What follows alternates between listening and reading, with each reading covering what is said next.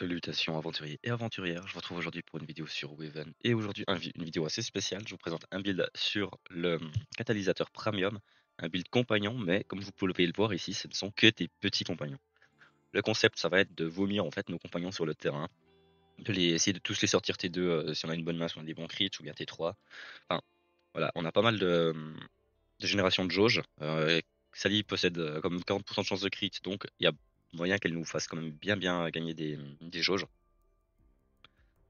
En solo, ça permet de faire des combats relativement rapides parce que on va pouvoir justement taper, enfin envoyer nos compagnons très rapidement, sachant que ils ont tous 40% de chance de crit en fait. Donc on va pouvoir envoyer relativement rapidement nos compagnons sur le terrain. Et en coop, ça peut être intéressant si vous jouez avec des gens qui ont des builds rapides. Tout simplement parce que le premium sur ces builds plus classiques avec Kilby, Qatar, Oropo, etc., c'est un premium qui va mettre un petit temps à invoquer de manière globale. Après, je suis pas un pro premium, hein, peut-être que je me trompe. Par exemple, le build Oropo, je sais que ça peut aller assez vite à partir du moment où Oropo est sorti. Seulement, les builds fratries, c'est pas trop méta, on va pas se mentir, hein, c'est pas top top. Donc, enfin bref. Là, l'idée, c'est vraiment de pouvoir en fait amener un apport conséquent à l'équipe très rapidement.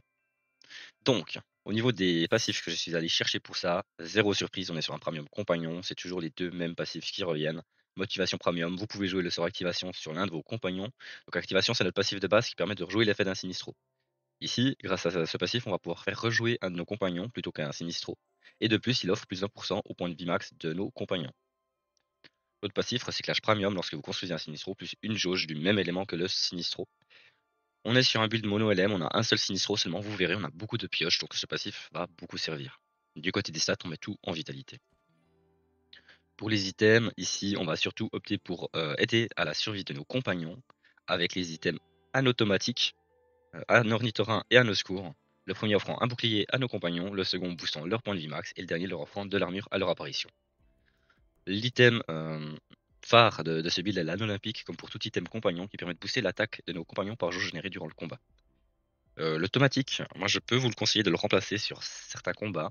Par exemple, si vous affrontez des cochons ninja, si vous affrontez des tofu ou comme ça, remplacez-le parce qu'en fait le bouclier va servir à rien, il va juste être perdu d'entrée de jeu et ça peut être très frustrant. Donc n'hésitez pas vraiment à le remplacer. Vous pouvez, si vous voulez augmenter la survie de vos compagnons, il y a la Nomus Capole qui peut être mis, qui conférera de l'attaque de votre héros en armure à vos compagnons à leur apparition. Ça fera un petit plus.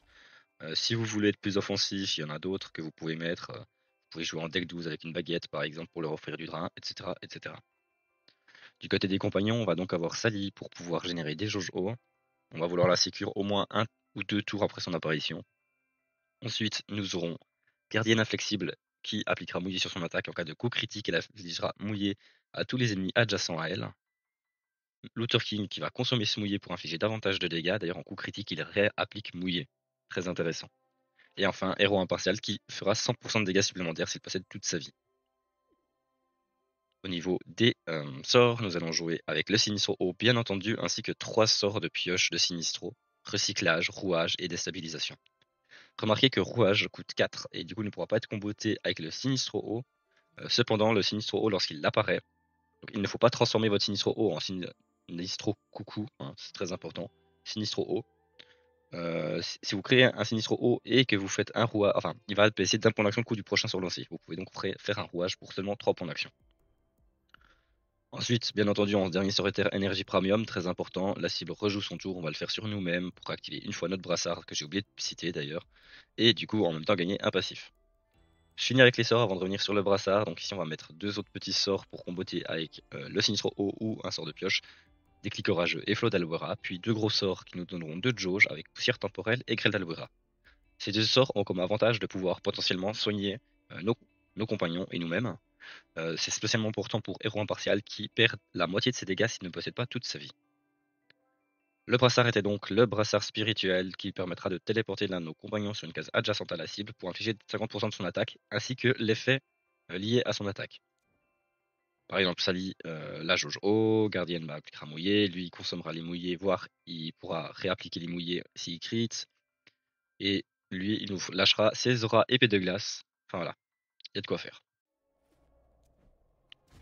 Je vous présente donc une vidéo, donc on est sur le combat niveau 120 des vampires. On a une main qui est pas trop mal ici. très bien ça le critique du Sinistro.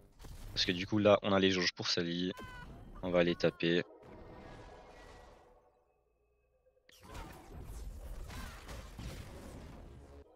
Et là on va se taper avec Sally depuis le coin.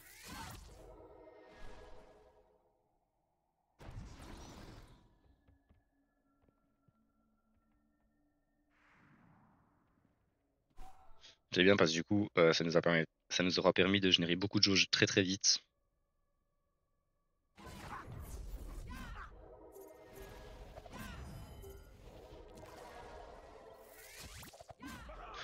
Voilà, donc on a déjà 8 jauges. Ici un mob gardienne. On va poser le Sinistro pour regagner des jauges. Lancer un déclic, car en cas de coup critique, il nous offre une relance. Critique, on essaye toujours de la passer de manière à ce que si elle crit, elle puisse poser plusieurs mouillés. Looter King. Ainsi que héros impartial directement. Donc T2, j'ai tous mes compagnons sur le terrain. Vous voyez, Looter King, 144 d'attaque. 144 d'attaque, il vient de lâcher 1000 de dégâts.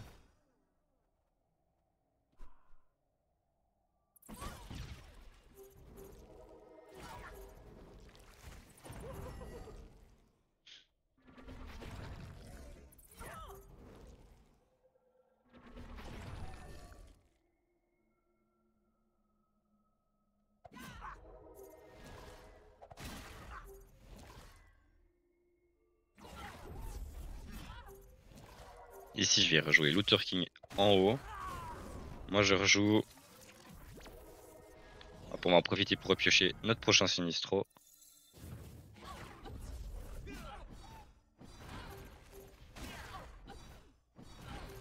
Ici, je vais le faire jouer une dernière fois. Elle, malheureusement, est trop loin. Tac. Et ici, je vais poser un Sinistro pour prendre de l'aggro.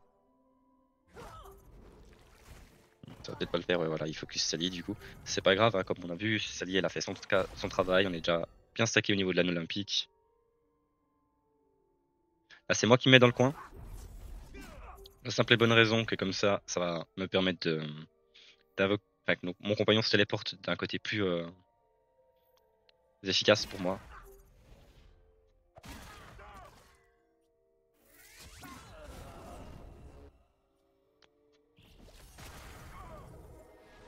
Hop, malheureusement Looter King ne peut pas taper sur ce tour.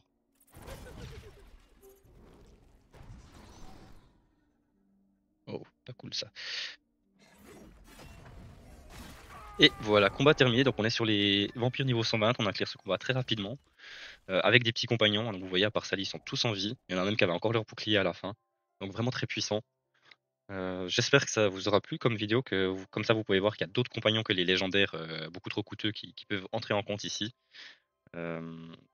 Voilà. Je pense que c'est tout pour cette vidéo. Puis je vais voir si je peux vous trouver d'autres pépites. Je suis en train de tester justement un build deck 12. Hop, petit spoil. Un build deck 12 avec full regen sur les compagnons. Justement, toujours des petits compagnons. L'idée, c'est de les sortir très rapidement. Avec du drain via la baguette, via Alibert, exécuteur endeuillé qui va être immortel, qui a un sac à PV aussi. Je crois qu'il spawn avec 700, 800 de HP grâce à ce build. Enfin voilà. Mais du coup, revenons-en à nos moutons. Ce build-ci, très marrant, je vous le recommande. Si jamais en plus en coop, bah justement, comme vous l'avez vu, vous pouvez cracher vos compagnons sur le terrain à partir du T2 en cas de bonne pioche et de bons critiques de sa vie.